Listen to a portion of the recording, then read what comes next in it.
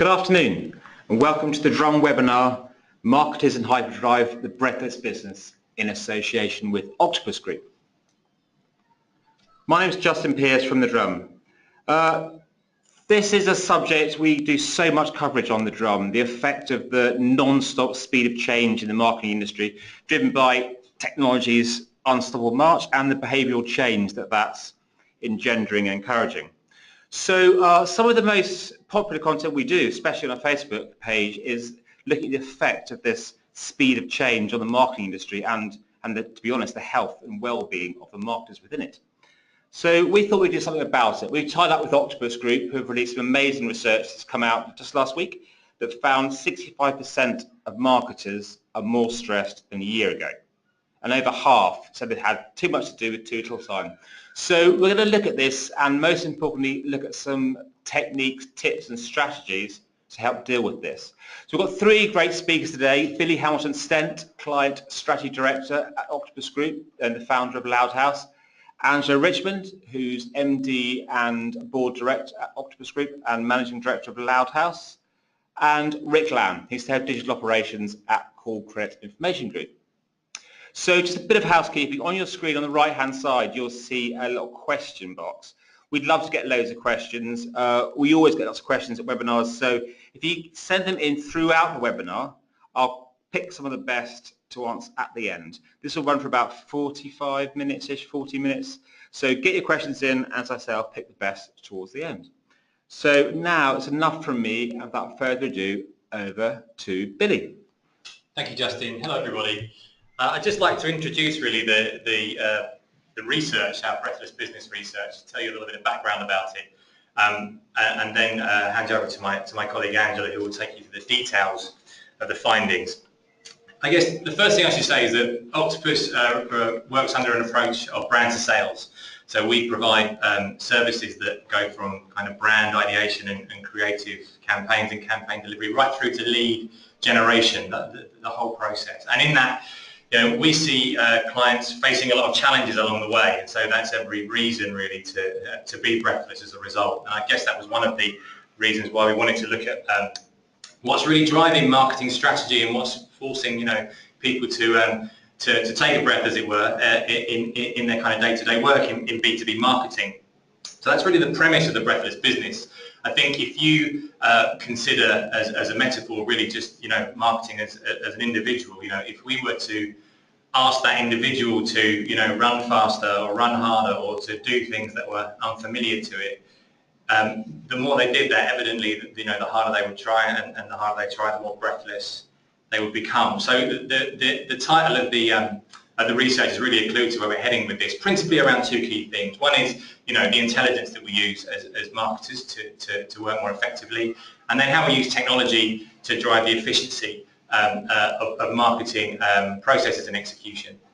So that's the premise of the research really. We've also got the pleasure of being joined by Rick Lamb today, who's the Head of Digital Operations for Call Credit, who are an information data and analytics business. Rick's going to probably take us into a little bit more detail about data itself and how marketers are working with that data specifically and technology as part of the presentation, so we look forward to hearing from him too. But on that note, I would like to hand over to my colleague Angela, who will take you through the headline findings of the research. Thank you. Thank you. Well, let me start off by telling you a bit about the report itself. We interviewed 200 CMOs, heads of PR, heads of comms, and as Billy said, we have this hypothesis that businesses are under pressure these days, they can't focus properly. But what we really wanted to do was to put some meat on that and understand what that really means, because I think without understanding what that means, you can't really do anything about it. So what we discovered was that businesses are very much on the run and they're pretty much living on their wits. 2/3 of them say that they're under pressure from new, more agile competitors. Now, this is something that we've certainly heard a lot about anecdotally from our clients. And somebody was saying to us the other day, in fact, that it's not the competitors you know, it's the ones that you don't know that are the most annoying. So there's always this concern that there's somebody out there over your shoulder that may be about to come along and disrupt your businesses. So that sort of takes away a sense of control. The other thing that we found was that 61% don't spend enough time thinking about the future, and I guess that's very much related. If you're very caught up in thinking about stuff that's distracting, it's going to be hard to plan for the future. And related to that point, we found out that 57% say they're just playing catch-up. So as I say, they're kind of living on their wits to some extent, and it's moving into a sort of fight or flight feeling. So that's the kind of breathless business. What does that mean for the CMOs and the heads of comms today? Well, we found really that there are three things that are affecting them, and it all is really to do with living in this changing world. They're facing change from all different directions. The top one really is around marketing innovation. The fact that the marketing toolkit is changing so quickly that they're having to stay on top of their skills is a key thing for them. Equally, they're very concerned about these disruptors and keeping up with competition. And the third element, which I guess to some extent has become a lot worse in recent times, is business uncertainty. And we were certainly, hearing things about Trump as well as Brexit, just having less money, more to do and more uncertainty. So if we look at the kind of things that were coming out, this was the top commercial challenges for the marketing function in 2017. The top one, as you can see, is keeping pace with marketing innovation. The next one is changes in the competitive landscape, and that's quite closely related to some of the others as well, differentiating the competition. And then there's a lot of things that are to do with finance and money, budgeting cuts, budget justification, global instabilities. These are all themes that are taking its toll on them. And what I think is really notable is how it takes its toll on CMOs and PR managers personally. It will come as no surprise to hear that people say they're overworked, that the majority of these people routinely work beyond their contracted hours. It'll probably come as no surprise to know that people are stressed a lot of the time. I think what is the surprise is that 65% say they're more stressed than last year. So clearly something has changed over the last year that is really taking the toll. And the sorts of things they're talking about, obviously there's a lot to do, but it is this competitors, skills, and to some extent not having the support from the board that's causing them issues. So there's three challenges that we want to look at really. The first one is this challenge around the marketing toolkit changing. And the question that they are asking themselves is, with so many new marketing tools coming along, how do we figure out what is genuine innovation and how do we know what's hype? Constantly in their businesses, they're being asked questions by those around them about, are we doing anything about this? Have we considered this? So if the CEO walks up to them one day and says, what are we doing about this? They kind of need to know about it. And again, these things can start to become something of a distraction as they try to stay on top of them. So the top thing for them really is seeing marketing innovation as a major challenge that they face. And what we also saw was that marketing as a discipline has reached something of a tipping point. We carried out a similar survey last year, and we asked people about what they saw as their key area of knowledge, what was their strongest area of knowledge. Now, last year it was pretty equally split actually between technology as an area of knowledge and creativity as an area of knowledge. What we've seen this year is that that balance has shifted, so that nearly half of CMOs are saying that technology is their strongest discipline.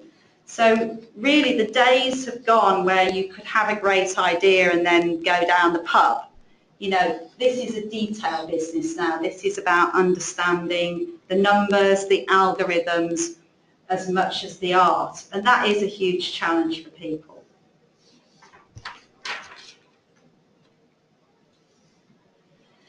And I think that really sort of shows through if we look at the areas where companies are planning to invest in the future.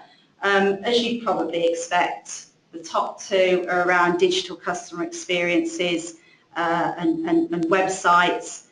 But really the interesting ones are the next two down, which is around marketing automation software and data analysis and forecasting. You know, these are very data heavy investments. These are things where they've got to have those detailed skills.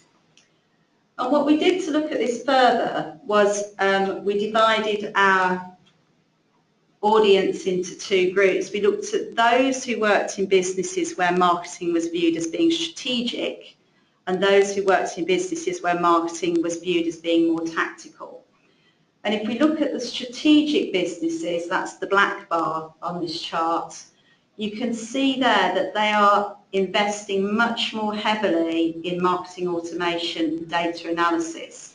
So they're really going ahead with these very data-driven marketing initiatives. In the non-strategic, it's yet really to take off very strongly.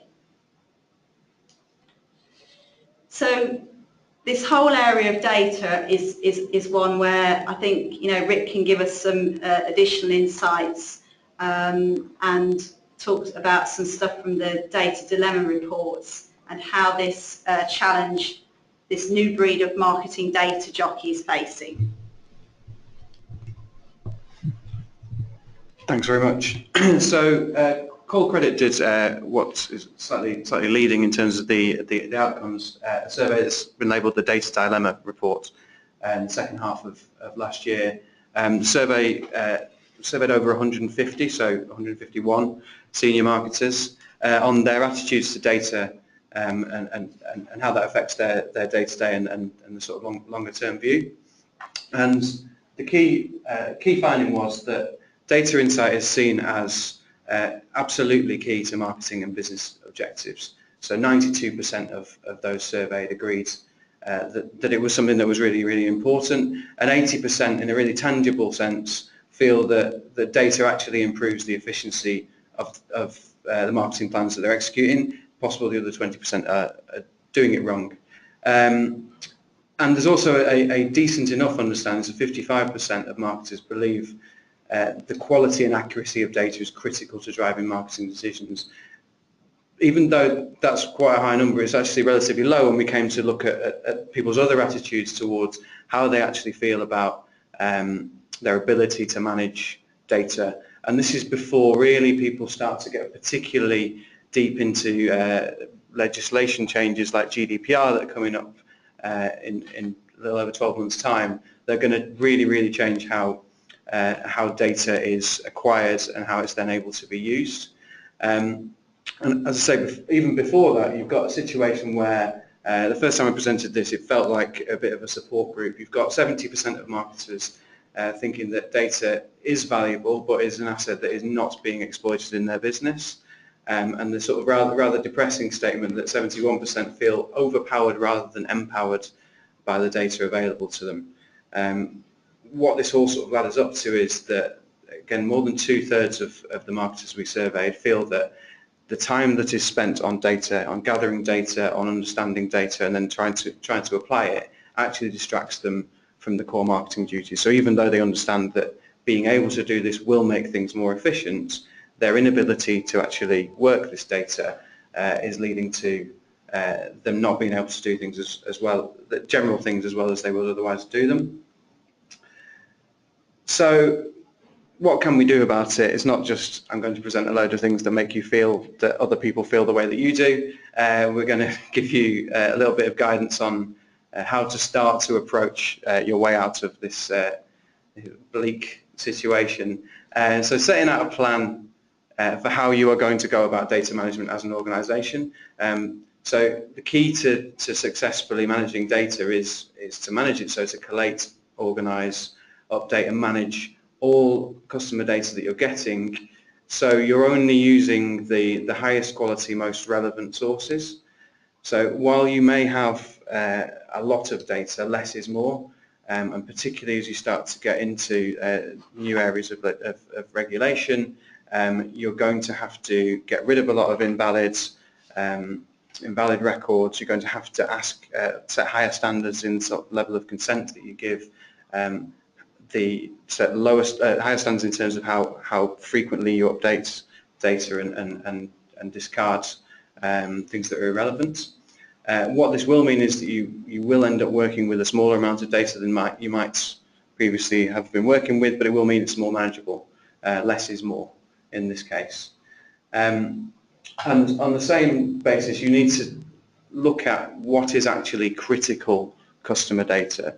So the best experiences for customers are personalised around their individual requirements. There is a lot of talk about this, but ultimately you need to look at the right data in order to make the right decisions to provide the right experiences to customers. So look at the data that specifically is going to help you to create your customer segments, define them in a better way, and that then look at how that then translates into how you set out the customer journey. Think also in terms of the data collection. At what point do you need to collect specific pieces of people's information? Don't just try and get all their information at once at the start because you think that it would be useful somewhere down the line. Think about how that data collection impacts on the customer journey, and actually how things like collecting email addresses in store so that you can then email people's receipts actually start to enhance the customer journey as well as enhancing your collection of data. And finally, this sort of final piece of advice is to work with someone that knows what they're doing in this area. So Angela talked about sort of innovation versus hype. Data scientists seem to be people that are being talked about a lot more. Don't think it's hype. We think it's going to become a necessity. So people who are experts in both the statistical analysis of big data, the interpretation of that data, and then communicating the findings. So people who can wrap their heads around statistics, algorithms and programming languages, and then provide the necessary insights to deliver to the people who are experts in the channels and the activation of different channels and marketing messaging. So make friends with data scientists would be probably the most pragmatic piece of advice as well. Okay. That's great, Rick. So the first challenge then that we've looked at is a very, very detailed one. It's a very real challenge around the need to understand data and marketing as a data-driven discipline. The second challenge that we're going to look at is more of a fear-based one, I would say, and it's this sense of watching the competition. So what we are hearing a lot of people asking is, who's going to disrupt my industry? Now, that's kind of an impossible question to ask. You know, you can do all of the market intelligence you want to, and you can do lots of competitive market research, but essentially a lot of it will only tell you things that have happened. But nevertheless, it is something that's very front of mind for many businesses. 2/3 of the CMOs we spoke to said that they are under pressure from new, more agile competitors, and I think that's the key thing. It's not about what the other people like you are doing, it's about new entrants to the market who are going to do different things. And you know, that's really paralleled by half of them saying that changes in the commercial landscape are a major challenge for marketing. People doing things in different ways, people disrupting the competition. What we would really suggest that you take a moment and ask is, who matters more? Is it your customers or your competitors? By looking too long and hard at your competitors, you may be losing an opportunity to look at your customers. So if we consider a market that's perhaps very homogenous, everybody's sitting very close to you, trying to target the same pool of customers, how are you going to know about a disruptor until they've disrupted? So somebody moves there over to the white space. All you can really do once you know that is move over there with them. And it's kind of too late by that point. Jeff Bezos, when Amazon was developing the Kindle, the brief that he gave them was to proceed as if your goal is to put everybody selling physical books out of a job. Now, given that at the time Amazon was the biggest seller of physical books in the world, you know, he effectively was giving the brief, let's disrupt our own business. Because what he knew was that if he didn't do that, somebody else would come along and do it. So what we would suggest is that you need to get to know your customers better and look for that white space. We did see in our survey that 55% of businesses said they did need to get a better understanding of the customers. I think what's interesting is that awareness is again higher amongst businesses that see marketing in a strategic sense. So it's really by understanding what the customers want, what the unmet needs are, that allows you to start to disrupt the industry. So the third challenge then that we had is that people have less money and more to do. And again, that's been something that's been quite a piecemeal thing, but I think it's been heightened in the last year with Brexit and events in the US. So what people are saying is, are they getting the most from their marketing comms and spends, and how can they be a bit smarter about how they spend the money? So you can see here, over half of people said they need to make smarter investment decisions, they need to get more from the people, and they need to make better use of technology. So there's a clear theme that we need to do more here. And if you wonder why you're not getting the budget that you feel you need, it's worth noting that actually marketing is undervalued in many B2B businesses.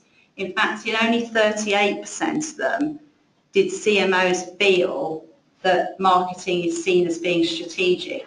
In the others, it's either a tick box exercise, it's something they feel they have to do, or it's a bit of a black box. Now, that's not how they feel about marketing, of course, but it's how they see it as perceived by the rest of the business.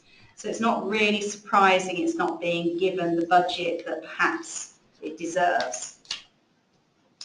And what businesses are looking for is to be smarter and slicker.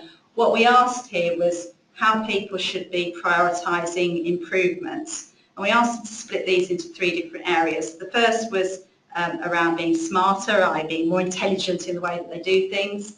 The second is slicker, more efficient.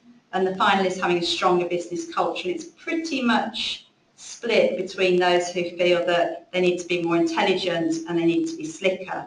And the sorts of things that people are talking about in terms of being smarter around innovation, customer understanding and the skilled workforce. In terms of being slicker, it's smarter investment, getting more out of technology and people. So, you know, the one that is perhaps least of a priority is the strong business culture. And while we heard that people, you know, they certainly see there is a need for strong leadership and a clear strategic plan, there's always the worry that that will in fact just be yet another cause of change which they have to deal with and causes them to be breathless. So in summary then, we have reached a tipping point in marketing. Technology skills, and we heard this from Rick, technology skills are at least as important as creative skills. Understanding the numbers is as important as the creative stuff. The second thing we learned, that obsessing about the competition can be a distraction, and it won't necessarily stop the competition disrupting you. Getting to know your customers better is actually more constructive because it means that you can be the one that's out there. And the third thing that we looked at was businesses want to be smarter and more efficient. And really that means they do need to take a breath and think. So I've kind of had the easy bit, which is identifying some of the issues. Billy's going to talk a little bit about some of the things that you could do about these problems. Thanks, Angela. Yeah, I think everyone who's listening would agree there's a lot of information to take in there. Some of it will resonate with you deeply, I'm sure, about the challenges you're feeling, and some of it will, of course, pose questions. And we'd obviously just remind you that you can ask questions via the webinar, so we'd be really keen to hear from you at the end of the presentation and answer some of those front-of-mind challenges that you might have.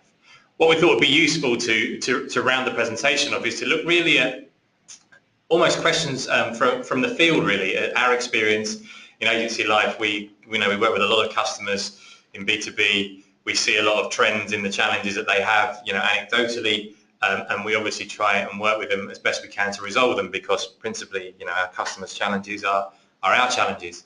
And of course, these challenges we've set up on the basis of some of the key things we've discussed in the research.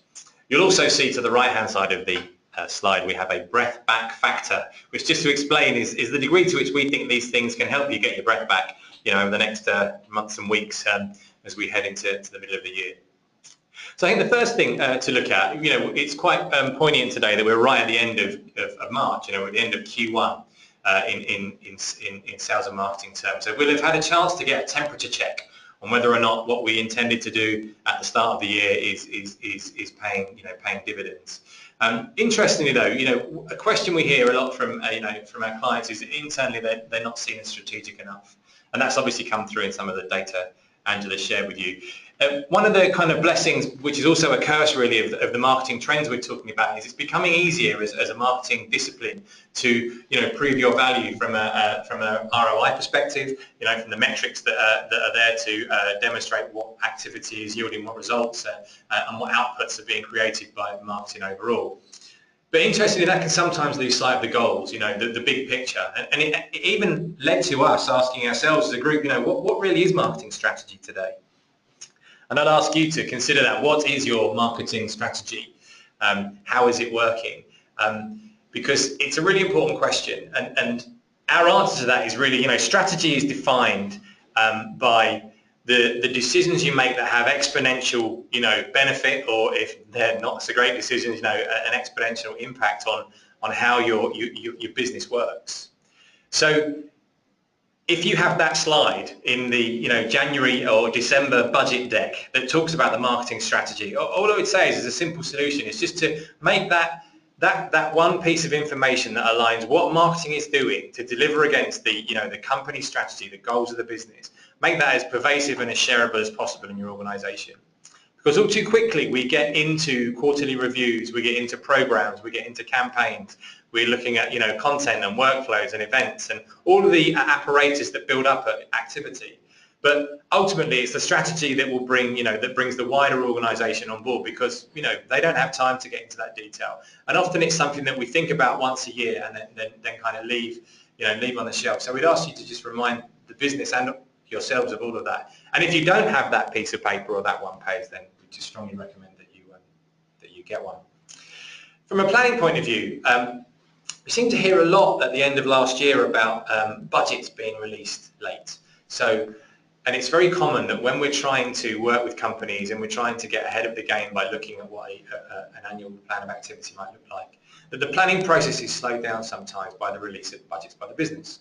So that's really this conundrum where Angela used an example of the CEO coming and tapping you on the shoulder about what's new and innovative in marketing and why you may or may not be investing in the latest and greatest technology or innovation. But paradoxically, we also know that the business operationally tends to lag behind the marketing function. Finance and the release of budgets is often something that happens, for many a little too late. But what we'd ask you to think about there is that, you don't need a budget to create a plan and a strategy.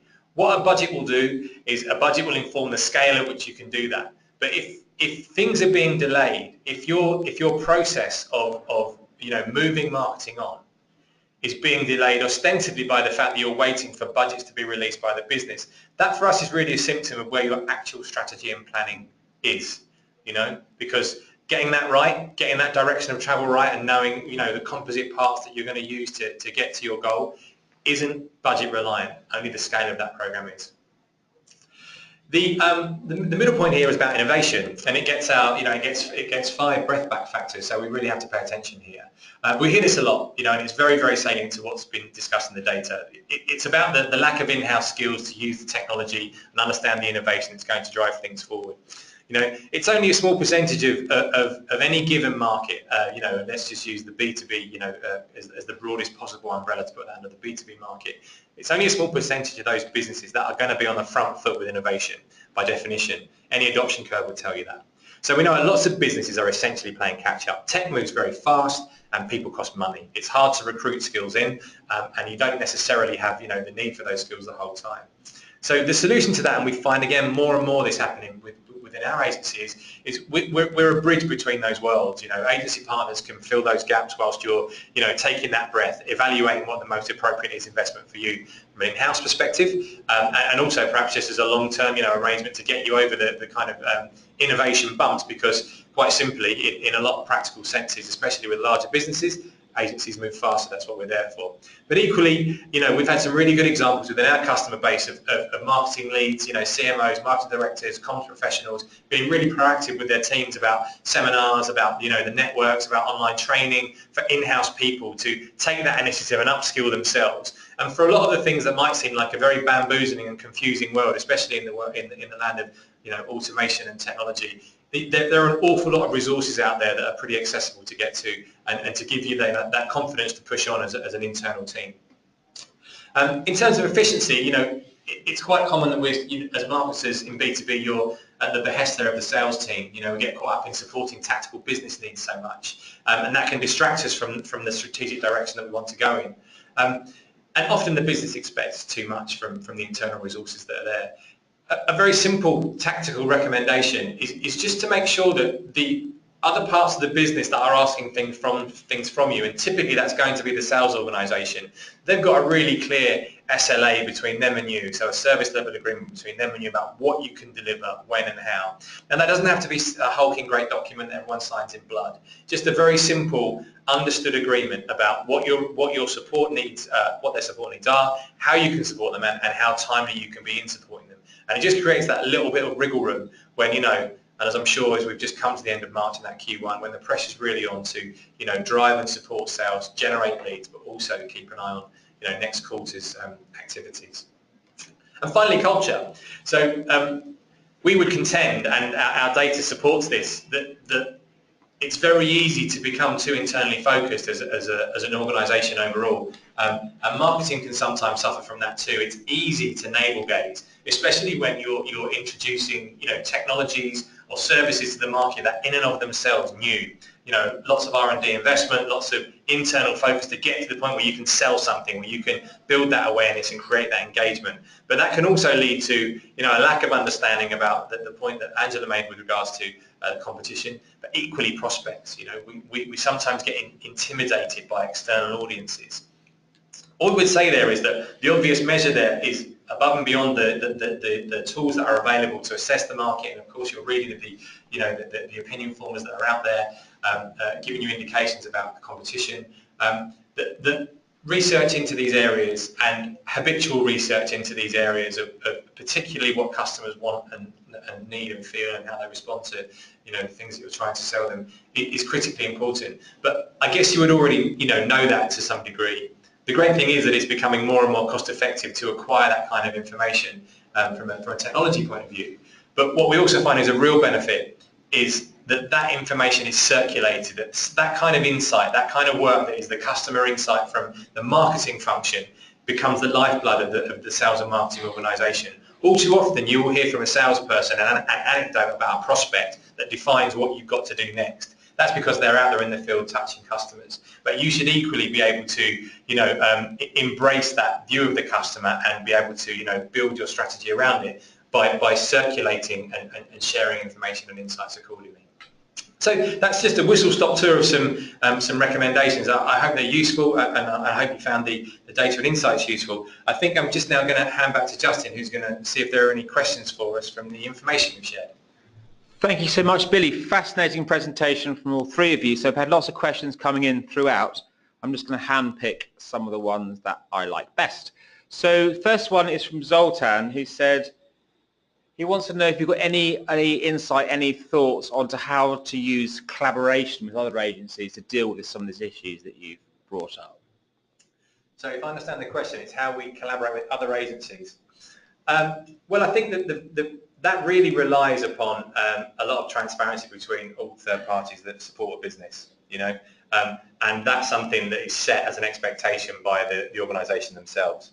So it should be the case that if what I would call client organisation has done their thinking right, that there isn't any conflicts of interest around the table with cross-agency groups. And that if that is the case, then everyone should be there ultimately as an agency supplier to make the, as we say, make the boat go faster.